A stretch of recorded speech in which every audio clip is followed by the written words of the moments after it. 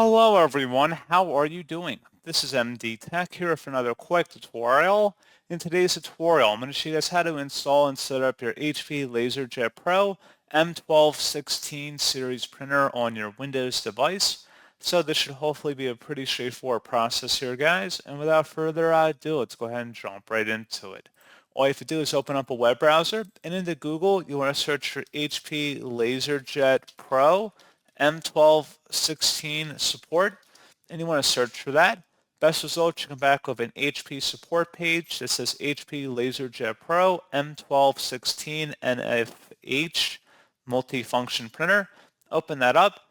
And now on this page, you want to scroll down underneath the driver product installation software and select the HP LaserJet full feature software and drivers. Go ahead and download that. And then once it's downloaded to your system, go ahead and open that up to run it. And give it a moment to extract here.